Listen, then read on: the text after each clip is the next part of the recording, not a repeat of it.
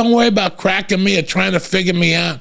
You're in no fucking danger of figuring me the fuck out. I can't figure myself out. When I talk to my therapist over at BetterHelp, she fucking shakes her fucking head. So what are you going to do? What do you want to fucking do? That's what people don't understand about me. If I don't want to fucking do something, I won't do it. Did you just see what happened the last 2 years? They were calling me every day. I had to tell the agent, go away, don't call this number no more. And he finally went away. You could call me every day. You could bother me every day. If I'm not going to do something, if I don't want to do it, I'm not going to fucking do it. I lost friends over it. I have a friend right now that once told me, man, when you don't want to do something, you refuse to do it. I don't want to do dick. And people can't figure it out. They get mad at me. Dog, I had a party. You didn't come. I'm not going to tell you why I didn't come to your party. I'm going to tell you that you have a cousin that drives me fucking crazy. You know, I have these friends now that always invite me to shit. I love them to death, but he's got like a friend that drives me fucking crazy, and he comes to everything. He always wants to talk to me about stupid shit. You know those people, like when you're watching a game and they want to come over and ask you like stupid questions? I can't deal with that shit.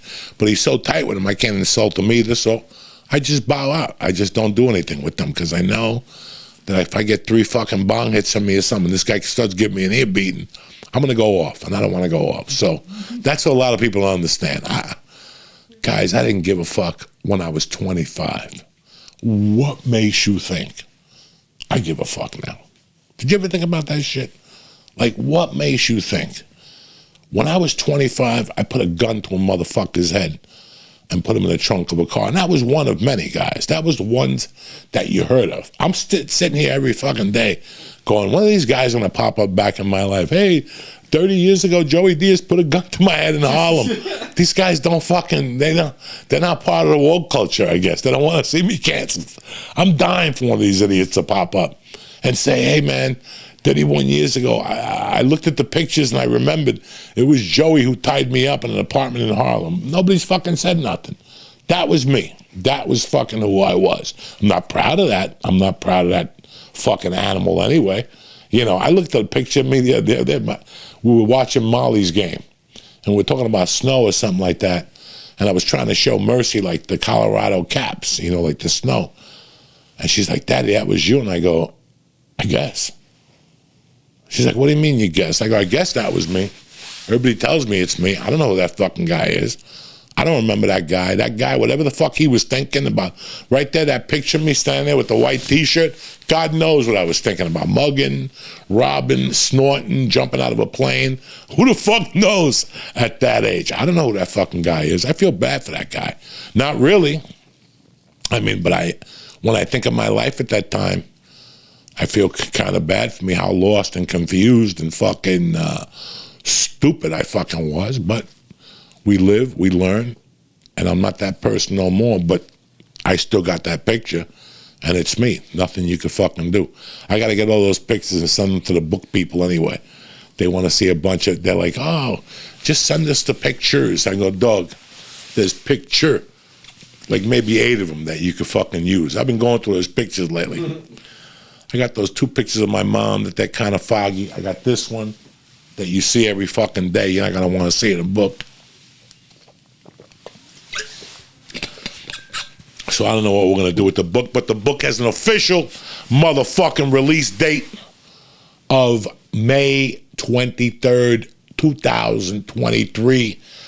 I know that's a long fucking time away, but I'm not the company. I didn't pay me, so they could do whatever the fuck they want. Now, back to fucking 420. I was thinking about 420 last night, and I got to tell you who I missed the most on 420, and that's Ralphie May. Me, Ralphie, Felipe Esparza, I got to call him today, Rodrigo Torres. There was a year we did like a run of like 8 shows in weed stores all over LA. We were so fucking broke. We had no money for weed. We basically had money for like lunch or something that day. I'll never forget. I don't even know what year this was. If I have to guess, they started doing all the 420, all the weed stores started doing comedy shows like 2001, 2002.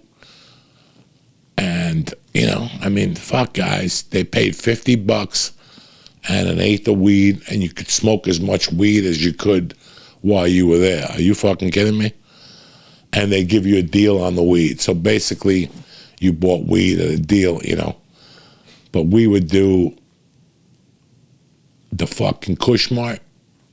Kushmart paid us the best, so we would do them first. I remember they had a back room, me, Felipe. I can't even tell you how many, Edwin San Juan. We traveled in a group those years on those 420s. It had to be 3 cars, 5 of us in each fucking car. We would just park and unload in these weed stores. There was even that doctor.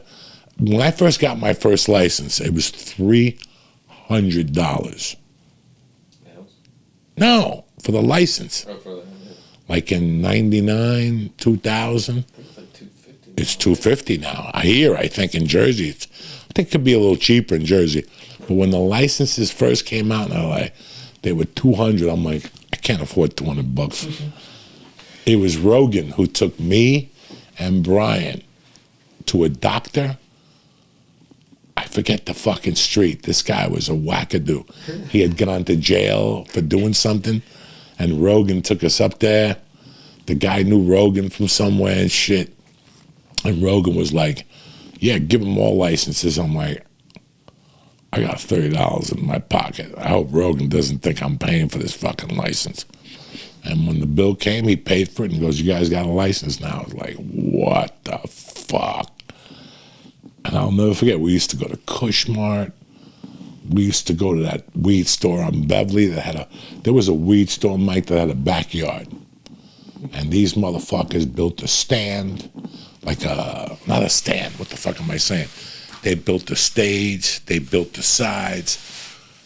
They would have fucking comedy shows. They started on 420, and then after that, the owner called us. He's like, what do you guys think? Can we do this all the time? We were doing happy hour comedy shows. That sounds awesome. We were doing happy hour comedy shows at weed stores. And they let you smoke there. So we would do, like, there would be 30 people in a room, 30, 40 people, but we would do the happy hour from like 5 to 7. The owner of the weed store would say, just bring as many guys as you can. Just book the show yourselves. I'll give you $300 and a half ounce of weed. We'll be there at 5 o'clock, bitch.